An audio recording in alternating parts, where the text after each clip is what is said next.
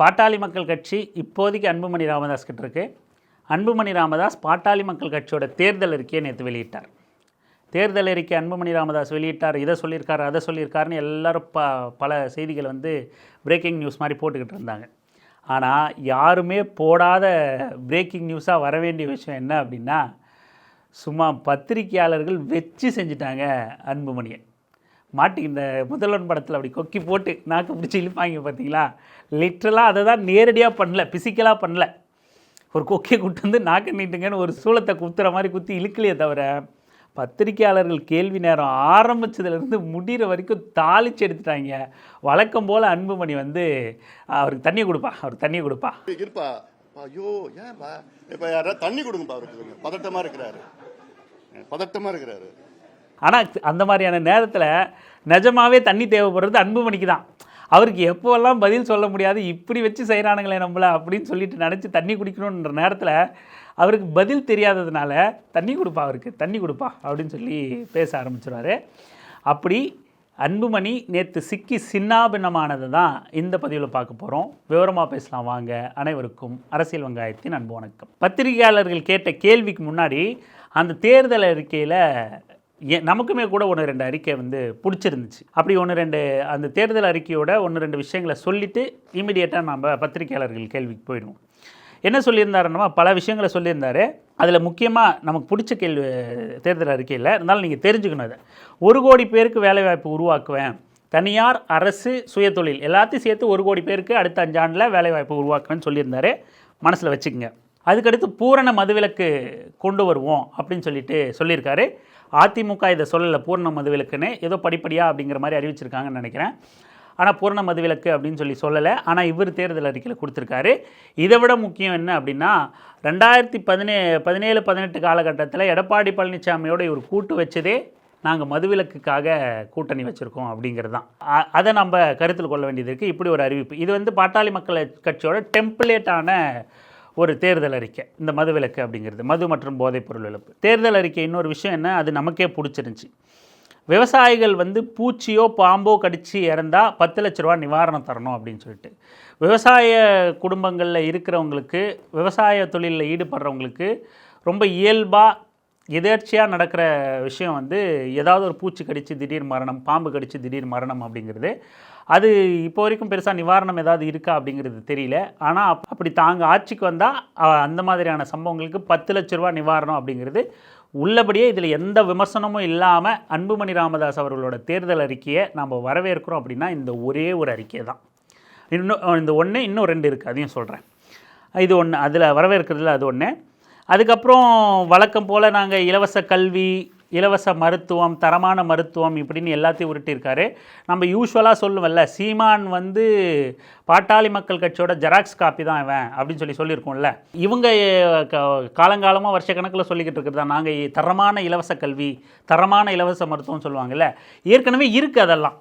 அதை மேம்படுத்த என்ன வழி அப்படிங்கிறது தான் நம்ம பார்க்கணுமே தவிர, என்ன குறைபாடுகள் இருக்குது. இன்னும் சொல்லப்போனால் அரசோட அத்தனை திட்டங்கள்லையும் குறைபாடாக இருக்கிறது. அது எந்த ஆட்சி இருந்தாலும், அரசு அப்படிங்கிற கட்டமைப்பில் எந்த மாநிலமாக இருந்தாலும், எந்த ஆட்சியாக இருந்தாலும் குறைபாடுகளாக இருக்கிறது என்ன அப்படின்னா, அதுக்கான மெயின்டெனன்ஸ் தான். ஒரு திட்டம் அறிவிச்சிருவாங்க, அந்த திட்டத்தையும் நிறைவேற்றவும் செஞ்சுருவாங்க. ஆனால் அதுக்கப்புறமான மெயின்டெனன்ஸ் இருக்காது. அதனால் அது மொத்தமாக டேமேஜ் ஆகும். அதுக்கப்புறம் அது திரும்பவும் பழுதடையும். அப்புறம் அது சுத்தமாக உடஞ்சி போயிடும். ஒரு பாலமோ ஏதோ ஒரு எலக்ட்ரிக்கல் ஒர்க்கோ என்னவாக இருந்தாலும் சுத்தமாக அழிஞ்சு போயிடும். அதுக்கப்புறம் அதை மறுகட்டமைப்புக்கு மறுபடியும் கோரிக்கை வைக்கணும், மறுபடியும் விவாதம் நடத்தணும், மறுபடியும் நிதி ஒதுக்கணும், மறுபடியும் புதுசாக கட்டணும். மாறா மெயின்டெனன்ஸ் இருந்துச்சுன்னா அது கூடுதலாக ஒரு ப்ராஜெக்டோட ஆயுட்காலத்தை ரெட்டி பார்க்கலாம் அப்படிங்கிற ஒரு விஷயம் இருக்குது. அந்த மெயின்டெனன்ஸ் அப்படிங்கிறது அரசு கட்டமைப்பில் எந்த துறையிலையும் இருக்கிற மாதிரியே தெரியல. அதை வேணால் சொல்லலாமே தவிர, இப்போ மருத்துவக் கல்லூரிக்கும் சரி, மருத்துவமனைக்கும் சரி, கல்விக்கும் சரி, பள்ளிக்கூடங்களுக்கும் சரி, எதுக்காக இருந்தாலும் மெயின்டெனன்ஸ் அதிகப்படுத்துவோம், அதுக்கு தேவையான இணை செலவுகளை அதிகப்படுத்துவோம், நிதி ஒதுக்குவோம் அப்படின்னு பேசலாம். மாறா இவர்கள்லாம் அப்படியே பொதுவாக போகிற போக்கில் ஒரே போடா என்ன போட்டுறாங்க அப்படின்னா, பாட்டாளி மக்கள் கட்சி சீமான்லாம் அடிச்சாங்காப்பின்னு திமுகவை சொல்கிறாரு. நிஜமாவே பாட்டாளி மக்கள் கட்சியை அடிச்சாங்காப்பியாக வச்சுக்கிட்டு இருக்குது பல சாதி சங்கங்களும் சீமான் போன்ற ஆமவாயனும் தான். இப்படி பண்ணிக்கிட்டு இவங்க நேரடியாக வந்து நாங்கள் இலவச கல்வியை கொடுக்குறோம், நாங்கள் இலவச மருத்துவத்தை கொடுக்குறோம், ஏற்கனவே அப்படி தானே இருக்குது அப்படிங்கிறத மக்கள்லாம் வந்து இதெல்லாம் கொஷின் பண்ண மாட்டாங்க, அவங்களுக்கு தெரியாது, இதெல்லாம் பே பண்ணுறாங்க அப்படின்னு. அரசு சார்பில் கொடுக்கப்படுற அத்தனையும் இலவசமாக தான் இருக்குது. தனியார் மருத்துவமனைக்கு போயிட்டு அரசு இலவசமாக பண்ணோம்னா அதையும் கூட நம்மை காக்கும் 48 அப்படின்னு ஒரு திட்டத்தை, ரொம்ப சிறப்பான திட்டம். அந்த ஆம்புலன்ஸ் வந்து தனியார் ஹாஸ்பிட்டல்களோட ஒரு டைப் வச்சுக்கிறாங்க, தனியார் ஹாஸ்பிட்டலில் சேர்த்து தனியார் மருத்துவமனைகள் வந்து கொள்ளையடிக்குது அப்படின்னு தொடர்ச்சியாக சினிமாக்கள் எடுக்கிறது, அது குறித்தான விமர்சனம் விவாதம்லாம் நடக்கும்போது அரசு ஒரு திட்டத்தை கொண்டு வருது, நம்மை காக்கும் 48 அப்படின்னு சொல்லிட்டு. அந்த திட்டத்தின் மூலமாக முதல் 48 மணி நேரத்துக்கான சில மருத்துவ செலவுகளை அது எவ்வளவு ஆனாலும் அரசே ஏற்கும். விபத்தில் அனுமதிக்கும் போது பக்கத்தில் எந்த அரசு மருத்துவமனையில் வேணாலும் தனியார் மருத்துவமனையில் வேணாலும் சேர்க்கலாம், அனுமதிக்கலாம், அந்த செலவத்தை அரசு ஏற்றுக்கும் அப்படின்னு ஒரு இப்படியான திட்டங்கள் தான் வந்து உண்மையிலே மக்களுக்கு பயன்படும். யோசித்து நீங்கள் திட்டங்களை அறிவிக்கணும், நடைமுறைப்படுத்தணும், இல்லை அழுத்தம் கொடுக்கணும். இது மாதிரி இருந்தால் மக்களுக்கு நன்மை பயக்கணும். நீங்கள் ஆட்சிக்கு வரங்க இல்லை, அது முக்கியம் இல்லை. ஒரு விவாதத்தை ஏற்படுத்தும் போது அது மக்கள்கிட்ட தாக்கத்தை ஏற்படுத்தும். மக்கள்கிட்ட தாக்கத்தை ஏற்படுத்தும் போது அது பொது தளத்தில், அரசியல் தளத்தில், அரசியல்வாதிகள்கிட்ட கோரிக்கையாவோ அழுத்தமாகவோ பிரதிபலிக்கும். அப்போ பிரதிபலிக்கும் போது நீங்கள் ஆளுங்கட்சியாக இருக்கணும்னு அவசியம் இல்லை, ஆளுங்கட்சி ஆசைப்படுற யாராக இருந்தாலும் அந்த கோரிக்கையை நிறைவேற்றணும் அப்படிங்கிற அந்த கட்டாயத்துக்கு நகர்ந்துருவாங்க. அப்போது மக்களுக்கு உண்மையாலுமே பயன்பெறணும், தேவை இருக்கணும், அந்த தேவையை பூர்த்தி செய்கிற மாதிரியான திட்டங்களை தான் குழு அமைச்சு சிந்திச்சு மக்கள்கிட்ட களவேலை செய்து மக்களோட கோரிக்கைகளை அறிஞ்சிக்கிட்டு ஒரு அறிக்கையை வந்து தயார்படுத்தணும். 4 பேரை 10 பேரை தூக்கிட்டு போய் ஒரு ரூமில் போட்டு அவன் டீ காஃபி ஸ்நாக்ஸு பிரியாணி எல்லாம் கொடுத்துட்டு உட்காந்து எழுதுப்பா, என்ன வேணும், இது வேணும் இது வேணும், இதை கொடுத்தா நம்ம இதை சொன்னோம்னா அப்படியே எல்லோரும் ஆன்னு பார்ப்பாங்க, வந்தால் செய்ய முடியுமா அப்படின்னு கேட்பாங்க, எங்களுக்கு வாய்ப்பு கொடுத்து பாருங்கள் நாங்கள் செஞ்சு காட்டுறோம் அப்படின்னு நம்ம ஒரு பில்டப் பண்ணலாம். இப்படின்லாம் இருக்கக்கூடாது. அறிக்கை வந்து மக்களின் மீது பற்று கொண்டு இருக்கணும், அப்படியே தான் இருக்கணும். ஆக இப்படி பாட்டாளி மக்கள் கட்சியோ சீமான் போன்றவர்களோ இப்படி இலவசம் நாங்கள் தரோம், கல்வி தரோம், மருத்துவம் தரோன்ட்டு ஊரை ஏமாற்றிக்கிட்டு இருக்காங்க அப்படிங்கிறது தான் உண்மை. அடுத்து நீட் தேர்வு விலக்குன்னு சொல்லியிருக்காரு. இவர் கூட்டணியில் இருக்கிறது பாஜகவோட. விடாப்பிடியாக எக்காலத்துக்கும் நீங்கள் எத்தனை பேர் செத்தாலும் நீட்டை கைவிட மாட்டோங்கிறது தான் அவனுங்களோட அந்த அயோக்கிய பசங்களோட நிலைப்பாடு.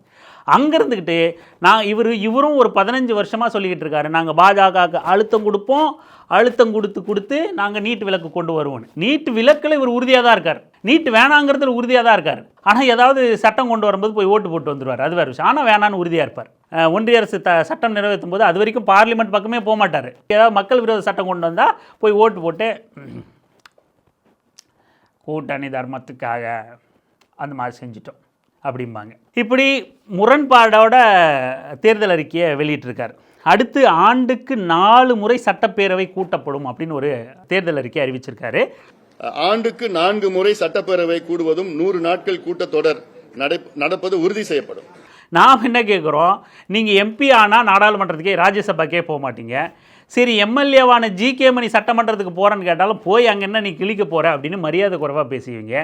சட்டமன்றத்தை ஒரு பொருட்டாகவே நடத்த மாட்டீங்க. இப்படி நாடாளுமன்றத்தின் மீதும் சட்டமன்றத்தின் மீதும் பெரிய அளவு மதிப்பு கொள்ளாத, அங்கே போய் கூடி விவாதம் பண்ணுறதை பெரிய அளவு பொருட்படுத்தாத அன்புமணி எப்படி கூட்டணி கட்சி ஆட்சிக்கு வந்தால் 4 முறை சட்டமன்றத்தை கூட்டுறதை உறுதிப்படுத்துவார், சட்டமன்றத்தை கூட்டி அங்கே விவாதங்கள் நடத்துறதை எப்படி உறுதி செய்வாருன்னு நம்புறது. வாய்ப்பு கொடுத்த போது அப்படி இயங்கலையே அன்புமணி, இயங்குற கட்சிக்காரங்க இயங்க விடலையே அன்புமணி, அப்புறம் எப்படி நம்ப முடியும்? சரிதானே? அதன் பிறகு இன்னும் நிறைய பேசியிருக்கார். மகளிர் உரிமை தொகை இவங்களும் வந்து நாங்கள் ஆட்சிக்கு வந்தால் 2000 கொடுப்போம்னு சொல்லியிருக்காங்க. மகளிருக்கு வந்து மாதம் வந்து 2000 ரூபாய் மகளிர் உரிமை தொகை உயர்த்தப்படும்.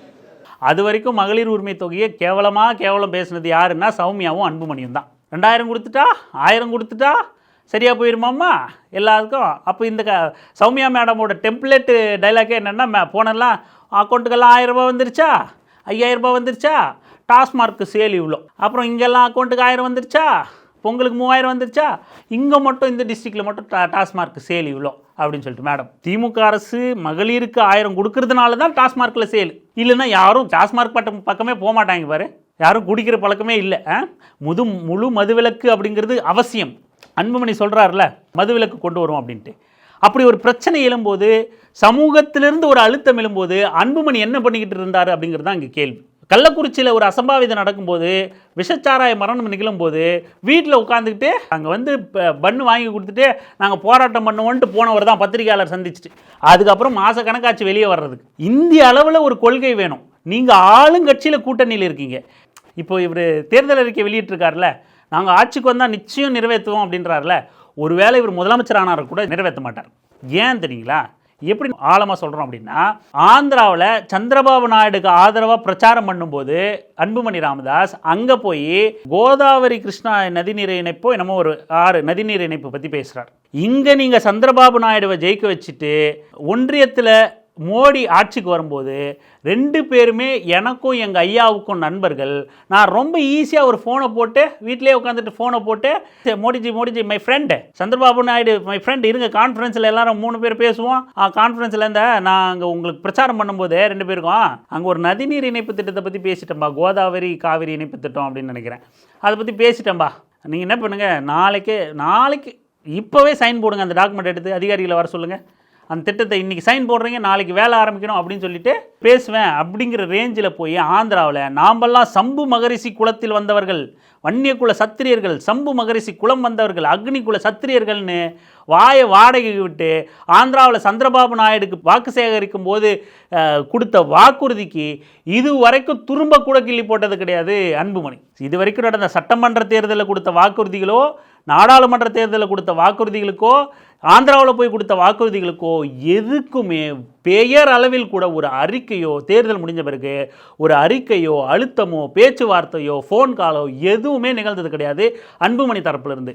ஆனால் எங்களுக்கு தான் சிறப்பான தேர்தல் அறிக்கைங்க, நாங்கள் அறிக்கை விட்டால் எல்லோரும் காப்பி அடிச்சிருவாங்க, அதனால் நாங்கள் வந்து லேட்டாக அறிக்கை விட்றோங்க, புரிஞ்சுக்குங்கம்மா அப்படின்னு வந்து நம்ம யுவராஜோட அம்மா ஸ்டைலில் பேசிக்கிட்டு இருப்பார் அன்புமணி. வந்துட்டு டென்ஷனாக குறுக்க கேள்வி கேட்கக்கூடாது. நீங்கள் அடுத்து வரேன் நான் இந்த குறுக்கு கேள்வி கேட்குற மேட்டுக்கு.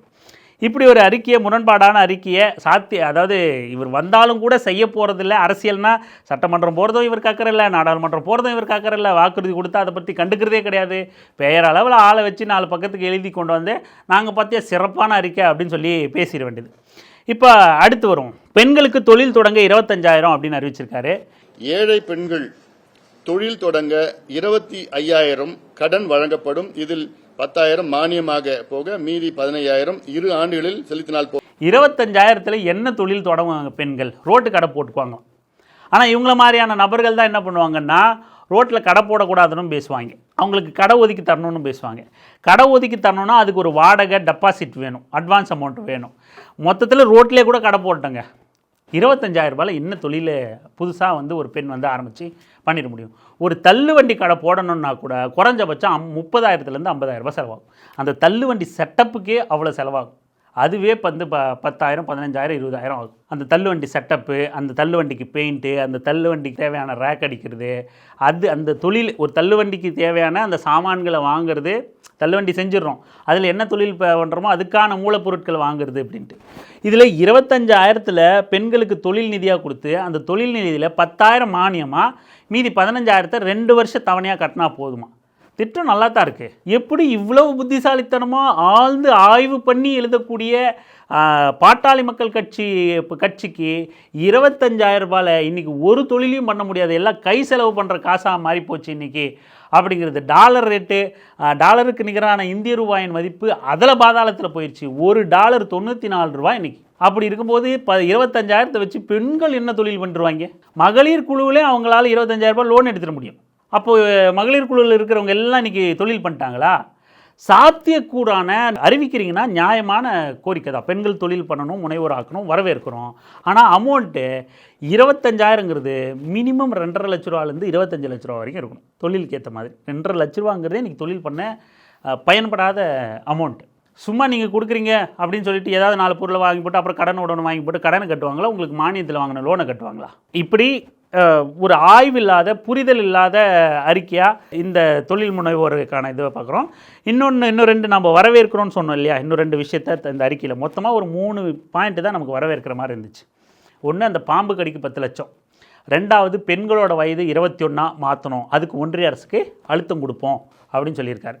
பெண்களுக்கு திருமண வயதை 21ஆக உயர்த்தும்படி மத்திய அரசை நாங்கள் வலியுறுத்துவோம். இது முக்கியமான ஒரு சோஷியல் இஷ்யூ.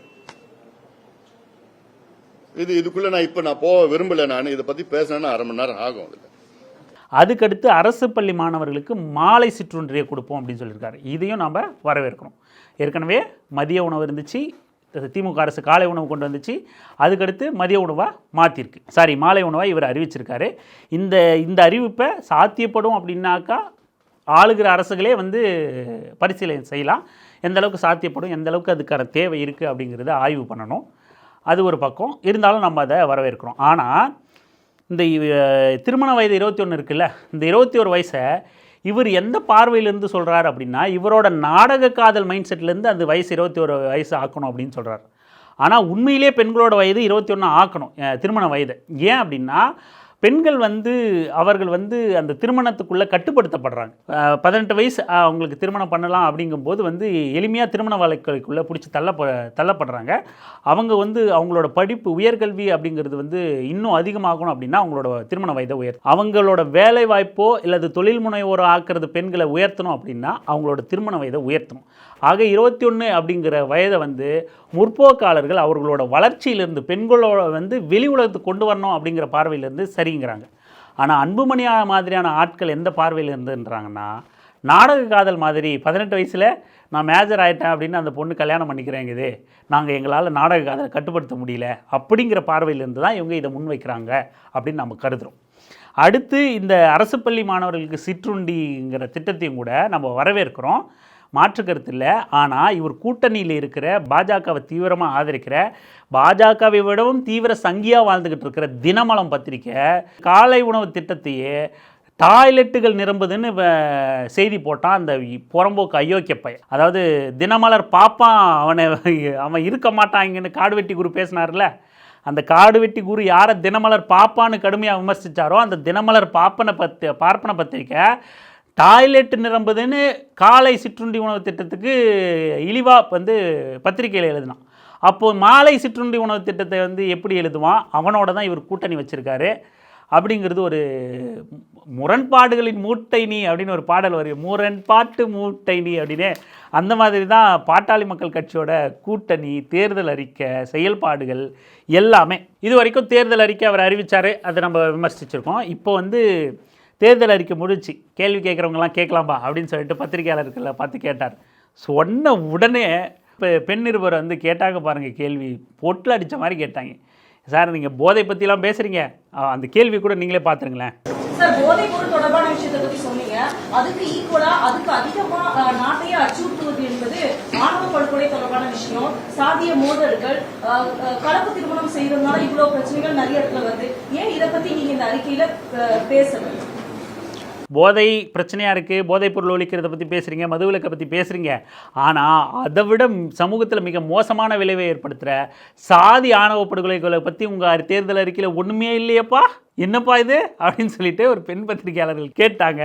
அதை எதிர்பார்க்கல அன்புமணி ராமதாஸ். நம்ம ஏதோ இன்டலெக்சுவலாக டீமெல்லாம் அமைச்சு 1 மாதமாக உட்கார வச்சு எழுதிட்டு வந்திருக்கோம். இந்த அறிக்கை திமுக வேறு காப்பி அடிச்சிடும்னு லேட்டாக வேறு ரிலீஸ் பண்ணதா சொல்லியிருக்கோம்.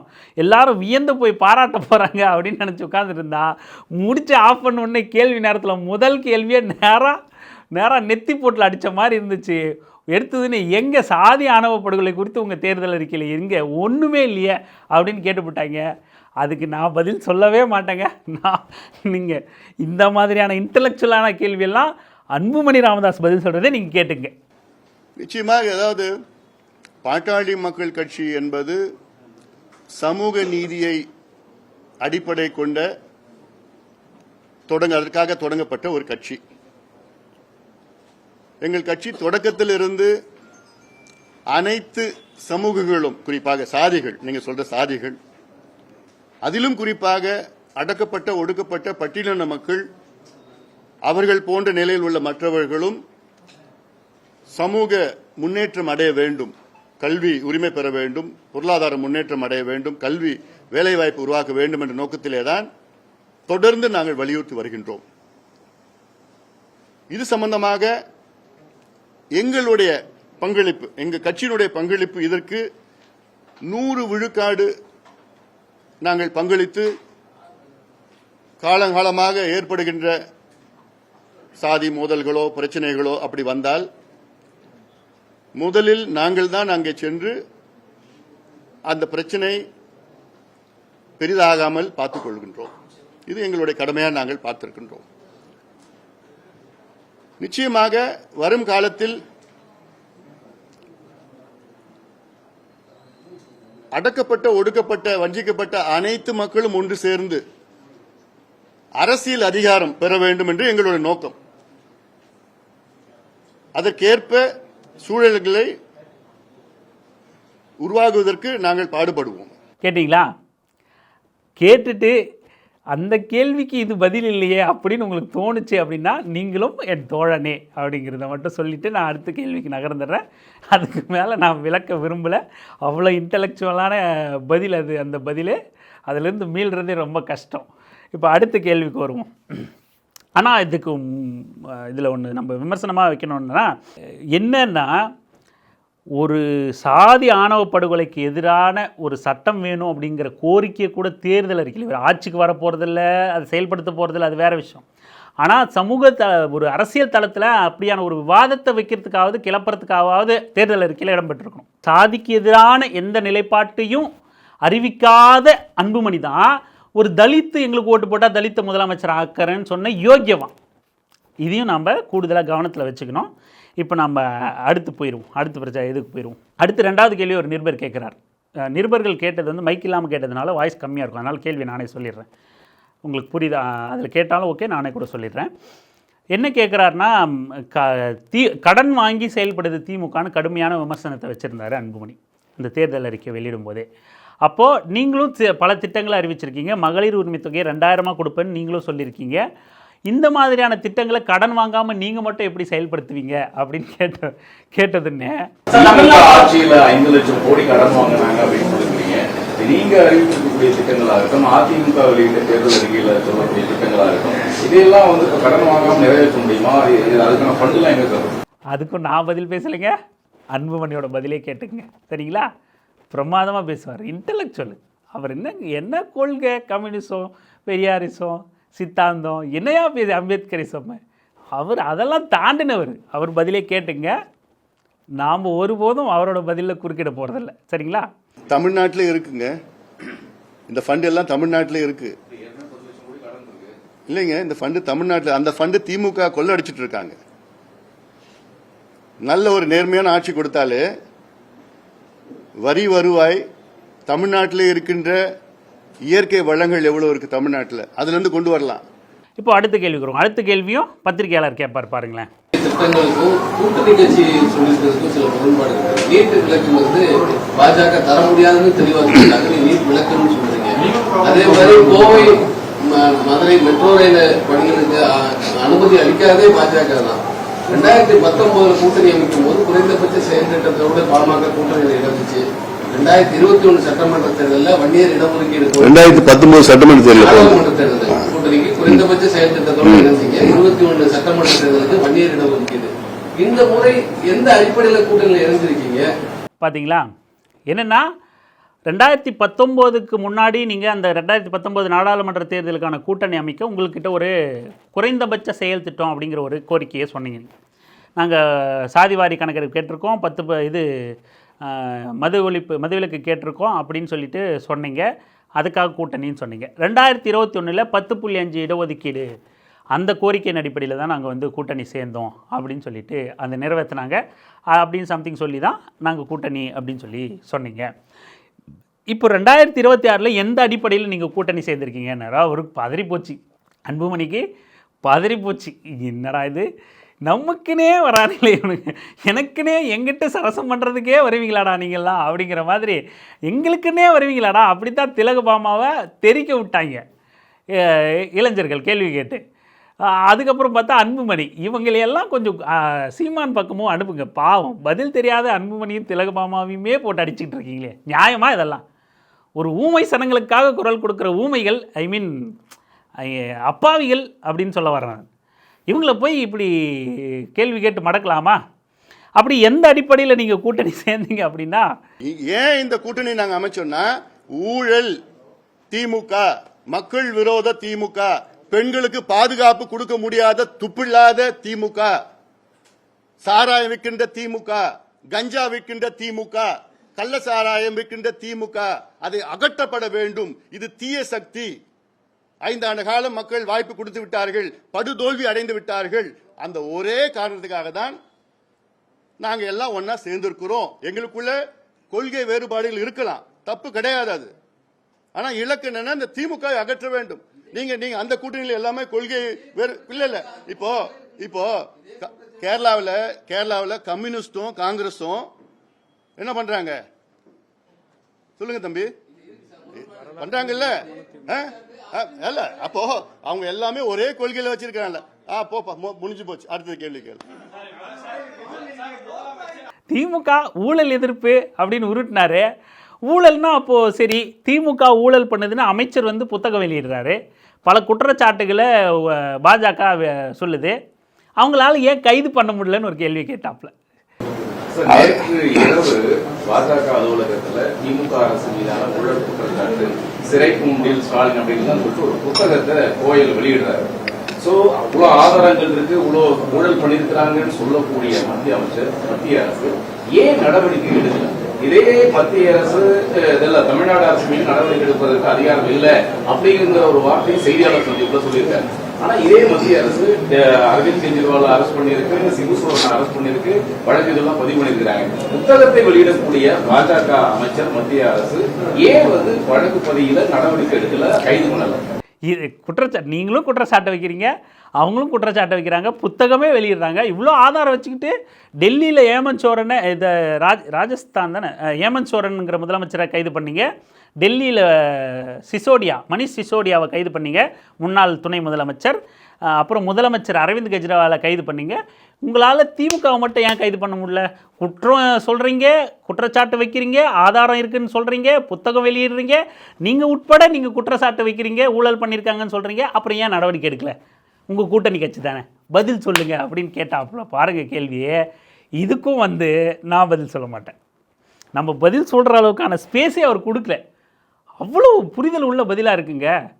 அன்புமணி ராமதாஸ் பதிலே கேளுங்களேன். சாரி, அன்புமணி பதிலே கேளுங்களேன். அதாவது இப்போ நீங்க இடி எடுத்துக்கங்க. இடி தமிழ்நாட்டில் 4800 கோடி ரூபாய் மணல் கொள்ளை தமிழ்நாட்டில் நடைபெற்று இருக்கிறது. அதுவும் வந்து ஒரு சிறிய பகுதியில் மட்டும்தான். இந்த ஆதாரத்தை தமிழக அரசிடம் கொடுத்திருக்கு. தமிழக அரசு என்ன செஞ்சிருக்கணும்னா, அது அதிகபட்சம் இல்ல குறைஞ்சபட்சம் ஒரு விசாரணை நடத்தி இருக்கணும். ஆனா தமிழக அரசு என்ன பண்ணிருக்கிறாங்கன்னா, நேரா நீதிமன்றத்துக்கு போயிருக்கிறாங்க. உங்களுக்கு மடியில கனம் இல்லைன்னா நீங்க விசாரணை பண்ண வேண்டியதானே? உயர்நீதிமன்றம் போயிருக்கிறாங்க, அப்புறம் உச்ச நீதிமன்றம் போயிருக்கிறாங்க. அதே போன்று இங்க ஒவ்வொரு குற்றச்சாட்டும் 361 கோடி ரூபாய் டிரான்ஸ்பருக்கு, வேலைக்கு டிரான்ஸ்பருக்கு வாங்கியிருக்கிறாங்கன்னு சொன்னா அதுக்கு உச்ச நீதிமன்றம் போய் தடை வாங்குறது.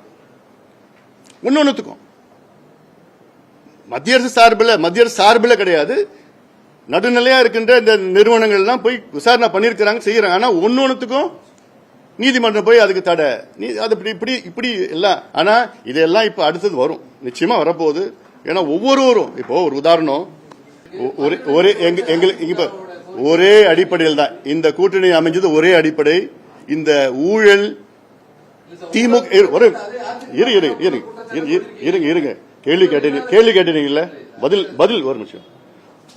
உணர்ச்சி வசப்படலாம், ரொம்ப ஓவரா கொடுத்த காசுல அதிகமா போறாங்க. நான் பதில் வேணுமா வேண்டாமா? பதில் வேணுமா வேண்டாமா? இல்லப்பா சொல்லுங்கப்பா. சொல்லியாச்சு இல்லப்பா, எத்தனை வாட்டி கேள்வி கேட்டுட்டு இருப்பா.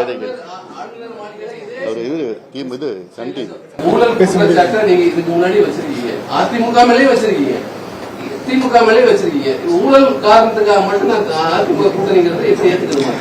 வைகோ வந்து எத்தனை ஊழல் குற்றச்சாட்டு திமுக மேல வச்சிருக்கிறாரு? இல்ல நான் சொல்றேன், பதில் வேணுமா வேணாமா? இல்ல நான் வேற என்ன கேள்விக்கு பதில் வேணுமா வேணாமா? கேட்டிங்களா?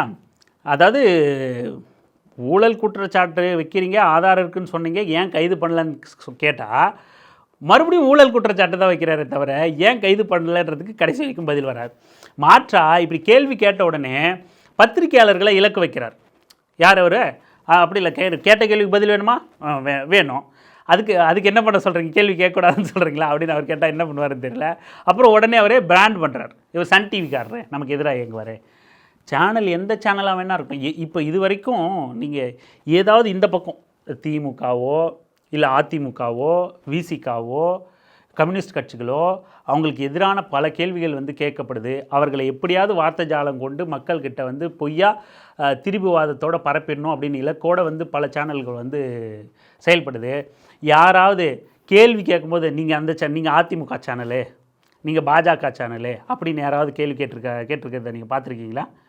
ஆனால் தொடர்ந்து அன்புமணியாக இருக்கட்டும், அண்ணாமலையாக இருக்கட்டும், சீமானாக இருக்கட்டும், பாஜக கும்பலாக இருக்கட்டும், நீ எந்த சேனலு, அதுவும் மக்கள்கிட்ட டைரெக்டாக சன் டிவி, அவன் வேறு எந்த சேனலாக கூட இருந்தாலும் சரி சன் டிவின்னு சொல்லிட்டு ப்ரொபகண்டா பண்ணுவோம். ஏன்னா திமுக எங்களுக்கு எதிராக இருக்குப்பா, நாங்கள் யோக்கியமானவர்கள் அப்படின்னு காட்டத்தான்.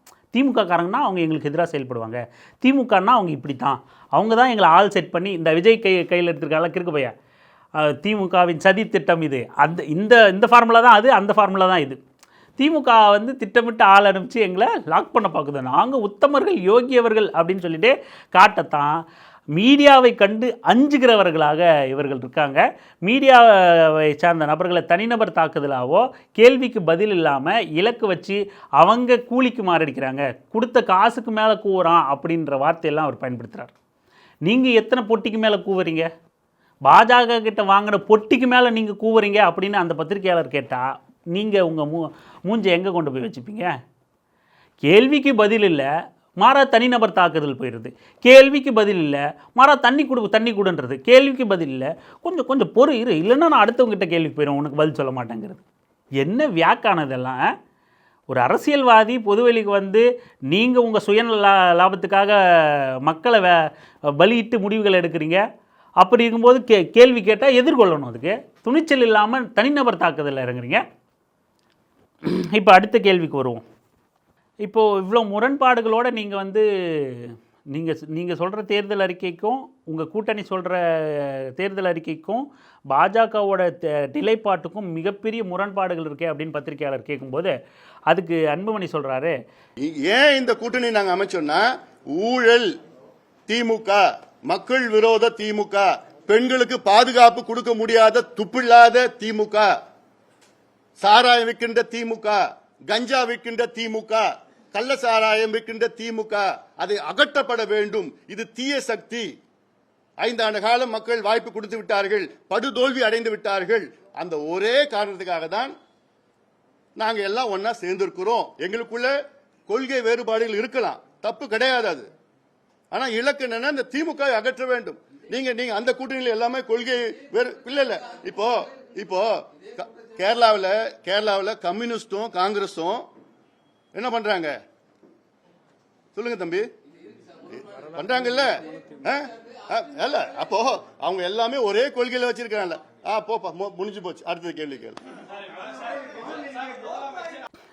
கம்யூனிஸ்ட் கட்சி இருக்குது, திமுக இருக்குது, காங்கிரஸ் இருக்குது, விசிகா இருக்குது, வைகோ இருக்காரு, எல்லாருக்கும் ஒரே கொள்கை தானா? அவங்கக்கிட்ட முரண்பாடு இல்லையா? அவங்க எப்படி சேர்ந்துருக்காங்க அப்படின்னு சொல்லிட்டு கேட்குறாரு.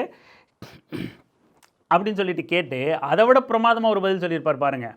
பெண்களுக்கு பாதுகாப்பு கொடுக்காத ஊழல் செய்கிற ஆட்சியை, திமுக ஆட்சியை வீட்டுக்கு அனுப்ப நாங்கள் இந்த கூட்டணியில் சேர்ந்துருக்கோம் அப்படின்ட்டு.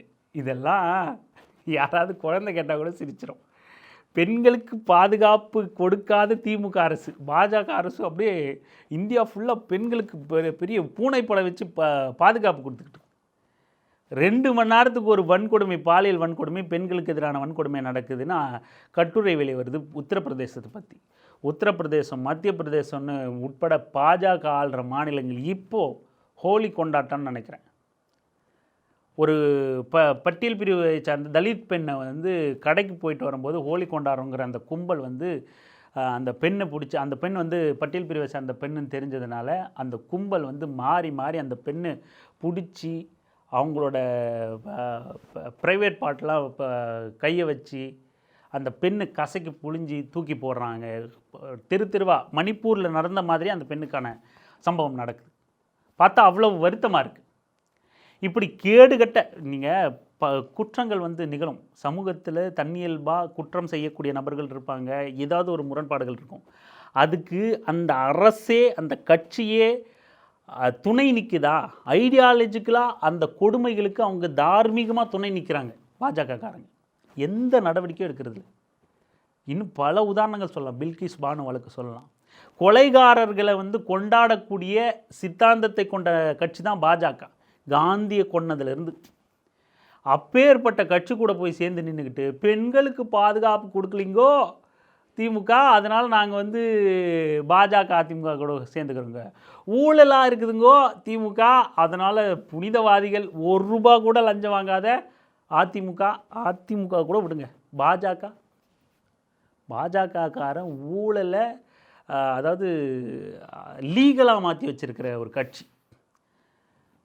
அரசியல் பத்திரம், தேர்தல் பத்திரம் கேள்விப்பட்டோம். நாம் எவ்வளோ பெரிய எந்த நிறுவனமாவது தங்களுக்கு நன்கொடை கொடுக்கலன்னா இடி அனுப்புகிற கட்சி, விவசாயிகளுக்கு அமலாக்கத்துறை அனுப்பிச்ச கட்சி, இதெல்லாம் ஒரு கேடுகட்ட கட்சி. அந்த கட்சியோட கூட்டணி வச்சுட்டு இதுக்காக தாங்கோ நாங்கள் கூட்டணி வச்சு இருக்கோங்கோ அப்படின்னு அன்புமணி சொல்கிறது எவ்வளோ கேலியான கிண்டலுக்குரிய விஷயமா இருக்குது. ஒரு தலைவர், ஒரு கட்சியோட தலைவர் உட்காந்துக்கிட்டு இப்படி பேசிக்கிட்டு இருக்காரு.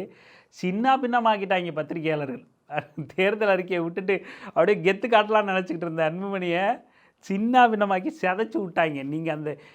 நீங்கள் யாருமே அதை கவனிச்சிருக்க மாட்டீங்க. அப்படிங்கிறதுனால தான் அந்த கிளிப்பெல்லாம் நம்ம உங்களுக்கு போட்டு காட்டுறோம். என்ஜாய் பண்ணுங்க. அடுத்த கேள்வி, அடுத்த ஒரு 2 கேள்வியும் முக்கியமானது. அடுத்த ஒரு கேள்வி கேட்குறாரு, நான் முதலமைச்சரானால் 2 கோடி குடும்பமும் என்ன நிலையில் இருக்குது? அதாவது இந்த சாதிவாரி கணக்கெடுப்பை பற்றிலாம் பேசிட்டு வராரு. அதனால் நாங்கள் ஒருவேளை நான் முதலமைச்சர் ஆனேன்னா குடும்பத்தோட நிலையை அறிஞ்சிக்கிட்டு அவங்களுக்கு தேவையானதை செய்வேன். அதுதானே ஒரு அரசோட கடமை. இப்போ நான் முதலமைச்சராக வந்தேன்னா நான் முதல் 3 மாதம் என்ன பண்ணுவேன்னா தமிழ்நாட்டில் 2 கோடி மக்கள் என்ன நிலையில் இருக்கிறாங்கன்னு தெரிஞ்சுப்பேன். அந்த டேட்டா வச்சுக்கிட்டு அந்த மக்களுக்கு யார் யாருக்கு வீடு கிடையில, யார் யாருக்கு வேலை இல்லை, எத்தனை பெண்களுக்கு படிக்கல, அதெல்லாம் செய்யறதுக்கு நான் ஸ்கீம்ஸ் போடுவேன். அதுதான் என்னுடைய ப்ரையாரிட்டி. அப்படித்தானே இருக்க முடியும். யார் இல்லைன்னு சொன்னால் அப்படித்தான் இருக்கட்டும். அரசு குடும்பங்களை தெரிஞ்சுக்கிறது அதோட கடமை தான். ஆனால் அதைத்தானே திமுக அரசு செஞ்சுருக்கு ஏற்கனவே. மகளிர் உரிமை தொகை விவகாரத்தில் யார் யார் எந்தெந்த பொருளாதார நிலையில் இருக்காங்க, யார் ஐடி ஃபைல் பண்ணுறாங்க, யார் வீட்டில் கார் இருக்குது, இப்படின்னு அத்தனை விவரங்களையும் எடுத்து உண்மையாலுமே அந்த எந்த குடும்பத்துக்கு அந்த உரிமை தொகை மாதம் மாதம் பயன்படுமோ அவங்களை கண்டு தானே அந்த திட்டத்தை செயல்படுத்தியிருக்காங்க. அப்போது இவரே இந்த மகளிர் உரிமை தொகையை நாங்கள் வந்தால் 2000 ரூபாய் கொடுப்போம் அப்படின்னு சொல்லிட்டு என்ன சொல்கிறார் டிஸ்க்ளைமராக, நாங்கள் குடும்ப அட்டை வச்சுருக்கிற எல்லாருக்கும் கொடுப்போம் அப்படிங்கிறார். அதே நபர் இங்கே சாதிவாரி கணக்கெடுப்பு பேசும்போது குடும்பத்தோட நிலை அறிஞ்சு அவங்களுக்கு நாங்கள் நல்லதை செய்வோம் அப்படிங்கிறார். அங்கே எல்லா அட்டைக்கும் குடும்ப அட்டைக்கும் நீங்கள் 1000 ரூபாய் கொடுப்பீங்கன்னா அப்போது அன்புமணி சௌமியா அன்புமணிக்கும் அந்த 1000 ரூபாய் மகளிர் உரிமை தொகை கிடைக்குமா? அந்த பாட்டாளி மக்கள் கட்சியில் எம்எல்ஏவாக இருந்த குடும்பத்தோட பெண்களுக்கும் அந்த மகளிர் உரிமை தொகை கிடைக்குமா? இல்லை கிடைக்கணுமா? இல்லை திமுகவில் இருந்த எம்எல்ஏ வீட்டுக்கும் இவர் ஆட்சிக்கு வந்தால் மகளிர் உரிமை தொகை கொடுக்க போகிறாரா? இப்படி வசதியானவர்களுக்கும் மாதம் 1000 ரூபாய் கொடுக்குறது தான் ஒரு அரசோட சிறந்த திட்டமாக இருக்குமா? சரி, இப்போ அப்படி தான் சரி அப்படின்னு பேசின இவர், எல்லாருக்கும் கொண்டு போய் சேர்ப்போம் அப்படின்னு சொன்ன இவர், நாங்கள் அதெல்லாம் பாரபட்சம் பார்க்க மாட்டோம்னு சொன்ன இவர், உடனே இங்கே பேசும்போது மட்டுமே நாங்கள் குடும்பத்தோட நிலை அறிஞ்சிக்கிட்டு நாங்கள் திட்டங்களை செயல்படுத்துவோம் அப்படிங்கிறார். எவ்வளவு முரண்பாடு, எவ்வளவு புரிதலற்ற செயல், பேச்சு இவரோட பேச்சுக்கள்லேருந்து வெளிப்படுது, இவங்களோட அறிக்கையிலேருந்து வெளிப்படுது. நம்ம சொன்னதில் ஏதாவது தவறு இருக்கா நீங்களே சொல்லுங்கள். நம்ம ஏதாவது வாலண்டியராக பாமகவை குற்றம் சொல்லணுன்னோ, அன்புமணியையும் சௌமியா அவர்களையும் குற்றம் சொல்லணுன்னோ நமக்கு ஏதாவது என்ன இருக்குது? நமக்கு என்ன இருக்குது? சமூக நீதி சாதிவாரி கணக்கெடுப்புன்னு சொன்னால் என்ன ஜாதிவாதின்னு சொல்லிடுறாங்க, அதனால் நான் சமூக நீதி கணக்கெடுப்புன்னு சொல்கிறோம் அப்படின்னு சொல்கிறார். சாதிவாரி கணக்கெடுப்பு கேட்குறீங்கன்னா உங்களை சாதிவாதின்னு சொன்னாங்க. சாதி ஒரு அழகான சொல் அப்படின்னு சொன்னதுனால, சாதி முத்திரை எங்கே, நெருப்பு சட்டி எங்கள் கையில் பச்சை குத்திக்கிட்டு நாங்கள் வீரவன்னியர் வான்னு சொன்னதுனால தான் உங்களை ஜாதி வெறியன்னு சொன்னோம். யாருமே நீங்கள் சாதிவாரி கணக்கெடுப்பு நடத்துறதுனால கேட்டதுனால சாதி வெறியன்னு சொல்லலை.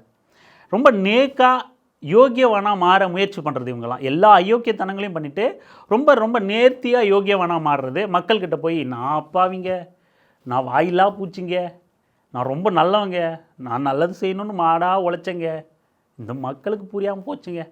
அந்த மக்களுக்கு புரியாமல் போனதுக்கு காரணம் திமுக சதி பண்ணிருச்சுங்க. திமுக தாங்க எல்லாரையும் விலைக்கு வாங்கி எங்களுக்கு எதிராக எங்களை ஜாதிவாதிகள் மாதிரி பிரச்சாரம் பண்ணிட்டாங்க. திமுக தாங்க 41 பேரை கரூரில் கொண்டு போட்டாங்க. திமுக தாங்க தெலுங்கர்கள் தாங்க ஆட்சிக்கு வந்து இந்த தமிழர்களோட உரிமையெல்லாம் பறிச்சு போட்டாங்க. சீமான ஒரு பக்கம் எப்படியான அரசியல் பண்ணுறாங்க பாருங்களேன் இவங்கள. நமக்கான தேவைகளை, நமக்கான அரசியலை, நமக்கான உரிமையை பேச வேண்டிய இடத்துல வெறுமனே கட்சிக்கு எதிரான அரசியல் பண்ணிக்கிட்டு தங்களை யோகியவான்களாக காட்டிக்கக்கூடிய வேலையை தான் இவங்க செய்கிறாங்க. ஒருவேளை திமுகவும் திமுகவோட தலைமையும் வந்து ஒரு தமிழ்நாட்டோட ஒரு பிரதான ஒரு பெரிய மக்கள் தொகை கொண்ட சாதியின் பின்புல கட்சியாக இருந்திருந்தால் பொட்டி பாம்பாக இருந்திருப்பாங்க இவங்கெல்லாம். ஒரு மைனாரிட்டி சமூகத்தை சார்ந்த சாதி பின்புலத்தை கொண்ட ஒரு தலைமையை கொண்டதுனால தான் எல்லாருமே திமுகவை இலக்கு வைக்கிறதுக்கான காரணம். திமுகவை விமர்சிக்கலாம், ஆனால் இலக்கு வச்சு இவர்கள்லாம் இந்த மாதிரி வாய்க்கு வந்தபடி பேசுகிறதுக்கு காரணம் அப்படிங்கிறது திமுக வந்து வெறுமனே ஆளுங்கட்சியாக இருந்துச்சு அதனால் விமர்சிக்கிறாங்க அப்படிங்கிறதெல்லாம் காரணம் கிடையாது. திமுகவோட தலைமையோட சாதிய பின்புலத்திலிருந்து தான் இவங்க விமர்சனங்கள் வைக்கிறாங்க. அதனால தான் திமுகவில் இந்த சாதிக்காரர் இருந்தால் கூட அவர் வந்து காக்கை வன்னியர், அவர் வந்து உண்மையான சாதிக்காரர் பற்று கிடையாது அப்படின்னு எல்லாருமே அப்படி பேசுகிறதுக்கான இடம் வந்து அங்கே தான். ஏன்னா திமுக வெற்றிகரமாக செயல்படுத்துதோ இல்லையோ, ஆனால் ஒரு சாதி ஒழிப்பை ஏற்றுக்கிட்ட கட்சி, சாதி பெருமையை வெளிப்படையாக பேசாத ஒரு கட்சி, சாதிக்காக வெளிப்படையாக இயங்க முடியாத ஒரு கட்டமைப்பு கொண்ட ஒரு கட்சி. குறைகள் இருக்குது, சாதி பார்க்குற நிர்வாகிகள் இருக்காங்க, ஆனாலுமே அந்த தலைமை வந்து நாமெல்லாம் வன்னியர், புஜத்தை தூக்குங்க, நாங்கள்லாம் தேவன்டா, நாங்கள்லாம் செட்டியார்டா அப்படின்னு பேசக்கூடிய ஒரு கொள்கை கொண்ட கட்சி கிடையாது. அதோட நம்ம சொன்ன மாதிரி ஒரு மைனாரிட்டி பின்புலமாக கொண்ட தலைமையை திமுக கொண்டிருக்கிறதுனால இப்படியான இலக்குகள் ரொம்ப எளிமையாக வந்து திமுக மேலே வைக்கப்படுது. திமுகவை அரசியலாக நீங்கள் விமர்சிச்சுக்குங்க, அரசியலாக எடுத்துக்கங்க, எங்களுக்கு ஒன்றும் பிரச்சனை இல்லை, ஆனால் எங்களை இப்படியாக ஏமாத்தாதீங்க அப்படின்னு தான் அன்புமணி உட்பட அனைத்து அரசியல்வாதிகள்கிட்டையும் நாங்கள் கேட்குறோம். அடுத்து இறுதியாக ஒரு கேள்வி என்னென்னா, தமிழ்நாட்டு மக்களை பிச்சை எடுக்கிற நிலைமையில் வச்சுருக்காங்க அப்படின்னு சொல்லிட்டு அன்புமணி சொல்கிறார். நீங்கள் தானே 50 வருஷமாக ஆண்டீங்க, தமிழ்நாட்டு மக்களை பிச்சை எடுக்க வச்சுருக்கீங்க, அரை துண்டு கரும்புக்கும் ஒரு கட்டி வெள்ளத்துக்கும் அரிசிக்கும் எங்களை பிச்சை எடுக்க வச்சுருக்கீங்க, பொங்கல்லாம் வந்தா. சுயமரியாதை வாழணுங்க. தமிழ்நாட்டு மக்கள் பிச்சை எடுக்கக்கூடாதுங்க, அவ்வளோதாங்க. ஏன்னா இன்னைக்கு பிச்சை எடுத்துட்டு இருக்கிறாங்க. ஏன்னா இது நான் அது சொல்ல, நான் பிச்சை எடுத்துட்டு இருக்காங்க. என்ன எதுக்கு பிச்சை எடுத்துருக்காங்க? நீ பொங்கல் நேரத்தில் போயிட்டு ஒரு 6 அடி கரும்பு, ஒரு பச்சை அரிசி, ஒரு என்னது வெல்லம், அப்புறம் கல்கண்டு கியூல நிற்கிறாங்க. இந்தியா விடுதலை அடைஞ்சு 79 ஆண்டுகள் ஆகுது. இன்னும் ஒரு 6 அடி கரும்புக்கு போய் விவசாயிகள் போய் அங்கே போய் நின்றுட்டு இருக்காங்கன்னா என்ன நிலையில வச்சிருக்கீங்க நீங்க தமிழ்நாட்டு மக்களை? இப்படி எங்கள் நிலைமையை வச்சது யார்? இந்த டோனையை சீமான் பேசுனதுன்னு நீங்கள் யோசிப்பீங்களே, இங்கிருந்து சீமான் பேசுனது தான். இது அன்புமணி இப்போ பேசுனது. தமிழ்நாடு இவரே அப்போது இவர் கொடுக்குற மகளிர் உரிமை தொகை 2000 கொடுக்குறேன்னு இருக்காரு, அது என்ன கணக்காகும்? அரசு ரேஷன் கடையில் பொங்கலுக்கு கரும்பு கொடுத்தா அது ஒரு துண்டு கரும்பு பிச்சை, வெல்லம் கொடுத்தா அது பிச்சை, அரிசி கொடுத்தா அது பிச்சை. இவர் 2000 ரூபாய் கொடுத்தா மட்டும் இது இவர் வள்ளலா? அப்போ மட்டும் வள்ளல்கிட்ட இருந்து நாங்கள் அன்பளிப்பு வாங்கிக்கிட்டதா அர்த்தமா? இவர் மட்டும் தூக்கி கொடுத்துருவார் இவங்க அப்பா வீட்டு சொத்தில், அப்படியே கொடுப்பீங்க? என்ன மாதிரி இவர்கள் மனநிலை கொண்டவர்களாக இருக்காங்க அப்படிங்கிறத பாருங்கள். எந்த அரசியல் முழுக்க வடிவம் தான் வேறு, பேசக்கூடிய நபர்கள் தான் வேறு, ஆனால் ஒரே ஒரு பேச்சு தான். இவர்கள்கிட்ட இருக்கிற அஜெண்டா ஒன்று தான். எப்படி பிச்சை எடுக்கிறாங்கன்னு நீங்கள் சொல்வீங்க? மக்களோட வரிப்பணம், மக்களுக்கான நலத்திட்டங்களை செயல்படுத்துகிற வழிமுறை அது எப்படி பிச்சையாக மாறும்? இதுலேயே எவ்வளோ முரண்பாடு இவர்கிட்ட இருக்குது தெரியுங்களா? இதே வாய் தான் நாங்கள் தான் விவசாயத்துக்கு பேசுகிறோம், விவசாய நெல்லுக்கு இவ்வளோ ஆதார விலை கொடுக்கணும், கரும்புக்கு இவ்வளோ ஆதார விலை கொடுக்கணும் பேசுவாங்களே இல்லையா? வெள்ளத்துக்கு முக்கியத்துவம் கொடுக்கணும், விவசாயிகள் வாழணுங்க. விவசாயி எப்படி வாழ்வான்? இலவச வேட்டி சேலை கொடுத்தா அதை விமர்சிக்கிறது. கைத்தறி நெசவாளர் எப்படி வாழ்வான்? கைத்தறியில் நெஞ்சு முடிச்சிட்றான் வேட்டி சேலையை, விவசாயி கரும்பை விளைய வச்சிட்றான், வெள்ளத்தை விளைய வச்சிட்றோம், இயற்கை. ஓகேவா? இப்போது அரசு எந்த விதத்தில் அவங்களுக்கு உதவணும்? அதை கொள்முதல் பண்ணி மக்கள்கிட்ட கொண்டு போய் சேர்க்கணும். இவங்களுக்கு ஒரு ஆதார விலையை கொடுத்து ஒரு குறைஞ்சபட்சம் இந்த அமௌண்ட்டு தரோம் அப்படின்னு சொல்லி உறுதி பண்ணி ஆதார விலையை கொடுத்து இவங்கக்கிட்ட அந்த பொருளை வாங்கணும். கரும்பை கொள்முதல் எத்தனை பொங்கலுக்கு எவ்வளோ விவசாயிகள் கோரிக்கை வைக்கிறாங்க, இடைத்தரகர்கள் இல்லாமல் அரசு நேரடியாக வாங்கணும் அப்படின்னு. அப்போ அவங்க பயிர் பண்ணுறது யாரை நம்பி பயிர் பண்ணுறாங்க? அரசை நம்பி பயிர் பண்ணுறாங்க. தனியார் வாங்குவான்னு நம்பி பயிர் பண்ணல, அரசை நம்பி பயிர் பண்ணுறான். ஒரு கரும்பு விதைக்கிறது, பொங்கல் கரும்பு விதைக்கிறது அரசு நம்பி விதைக்கிறான். அப்போ அரசு வாங்கும் அப்படின்னு நம்பி விதைக்கிறான். அரசு இடைத்தரகர்கள் இல்லாமல் வாங்கணும் அப்படின்னு விரும்புகிறான். அரசு வாங்கினா அது என்ன பண்ணும்? அரசு எடுத்துகிட்டு போய் அமைச்சர்கள் வீட்டில் 1 டன்னு, முதலமைச்சர் வீட்டில் 5 டன்னு நான் இறக்கும். மக்களுக்கு விநியோகம் பண்ணல, அது மக்களுக்கு பயன் பண்ணும். அரசு உற்பத்தியாளன்கிட்டையும் பங்களிக்கணும், அவனுக்கும் பயன்பெறணும், மக்களுக்கும் கடைநிலை மக்களாக இருக்கிற எளிய மக்களுக்கும் பயன்பெறணும், பங்களிக்கணும். அப்போது இங்கே ஒரு விலையை கொடுத்து வாங்கி, ஒரு குறைஞ்சபட்ச ஆதரவு விலையை நிர்ணயிச்சு வாங்கி இங்கே எடுத்துகிட்டு போய் டிஸ்ட்ரிபியூட் பண்ணுறோம். இங்கே வாங்கிட்டோன்னு அரசு அதை வியாபாரம் பண்ண முடியுமா? நான் இவங்ககிட்டேருந்து இவ்வளோ காசு கொடுத்து வாங்கிட்டேன்பா, அதனால் இவ்வளோ நீங்கள் கொடுத்து வாங்கிக்கங்கன்னு சொல்ல முடியுமா? முடியாது. ஸோ ஒரு திட்டமாக, நலத்திட்டமாக அட் த எண்ட் 2 எளிய மக்களுக்கும் உதவிகரமாக இருக்கிற மாதிரி ஒரு திட்டத்தை செயல்படுத்தும் போது அது இப்படி தான் ஒரு கரும்பு வாங்கி மக்களுக்கு கொடுக்க தான் செய்ய முடியும், வெல்லம் வாங்கி மக்களுக்கு கொடுக்க தான் செய்ய முடியும். இப்படி செய்யும்போது இது எப்படி பிச்சையாகும்? அப்படி இதை பிச்சைன்ற மனநிலையில் இருக்கக்கூடிய இந்த நபர் எப்படி விவசாயத்தை குறித்து பேச முடியும்? விவசாயத்தை நாங்கள் வந்தால் கழட்டிடுவோம், நிமித்திடுவோம்னு எப்படி பேச முடியும்? என்ன எவ்வளவு கான்ட்ராடிக்ஷன் இருக்குது பாருங்களேன். எவ்வளவு புரிதல் இல்லாத, எதுவுமே தெரியாத ஒரு நபர் ஒரு மிகப்பெரிய கட்சிக்கு தலைமை பொறுப்பில் கொள்கை தேவையில்லைங்கிறார். கொள்கைன்னா என்னன்னு தெரியல, நலத்திட்டங்கள் குறித்து புரிதல் இல்லை, ஒரு 100 நாள் வேலை திட்டத்தை குறித்து ஒரு புரிதல் இல்லை, அதை கெடுக்கிற விதமாக சட்டம் கொண்டு வந்தால் அதை எதிர்க்க துணிவில்லை. நீட்டு குறித்து ஒரு அது வேணாங்கிற அளவுக்கு புரிதல் இருக்குது, அதை எதிர்க்க துணிவில்லை. விவசாயிகள் மீது அக்கறை இருக்கிற மாதிரி காட்டுகிறாரு, அதுக்கான நடைமுறை அரசு செயல்படுத்தும் போது அதனால் பயன்படுற மக்களை பிச்சைக்காரங்கிறார். இப்படியான ஒரு புரிதலற்ற ஒரு தலைமையை வச்சுக்கிட்டு இவர் தான் கட்சியோட எதிர்காலம், ஐயாவுக்கு வயசாகி போச்சு, அதனால் இவர் எதிர்காலம் கழட்டிடுவார், அவர் மொத்தமாக அவரோட ஒரு கேஸுக்கு பயந்துக்கிட்டு பாஜக காலில் விழுந்துக்கிட்டு கிடக்காரு. ஆனாலும் வேறு வழியில் இவர் தான் எங்கள் எதிர்காலம்ட்டு பல பேர் அங்கே போய் விழுந்துக்கிட்டு கிடக்கான். மொத்தமாக பாட்டாளி மக்கள் கட்சி மிகப்பெரிய ஆபத்தில் இருக்குது. அதிமுக போலவே இவர்கள் தோற்கடிக்கப்படும் போது தான், பாஜக இவர்களோடு நிற்கும் வரை இவர்கள் தோற்கடிக்கப்பட்டால் மட்டுமே கட்சி காப்பாற்றப்படும். இல்லைன்னா நீங்கள் என்ன நினச்சாலும் கட்சி பாஜகவால் கபலீகரம் செய்யப்படும். அவங்க தப்பி தவறி கூட வெற்றி பெற்றுவிடக்கூடாது. தோற்கடிக்கப்பட்டால் தான் கட்சி காப்பாற்றப்படும். அதை நினைவில் கொள்ளுங்கள். உங்கள் அன்புமணியே, நீங்கள் தலைவராக நினைக்கிற அன்புமணியே உங்களுக்கு முழுமையாக வேணும், பாட்டாளி மக்கள் கட்சி உங்களுக்கு முழுமையாக வேணும்னு நீங்கள் நம்பினீங்கன்னா அந்த கட்சி தோற்கடிக்கப்படணும், அதிமுக தோற்கடிக்கப்படணும். நினைவில் கொள்ளுங்கள். மக்களை நாம் ஒன்றும் அன்புமணி குறைச்சி எடை போடுற மாதிரியோ, சீமான் குறைச்சி எடை போடுற மாதிரியோ, பாஜக குறைச்சி எடை போடுற மாதிரியோ நாம் அப்படி நினைக்கிறதில்ல.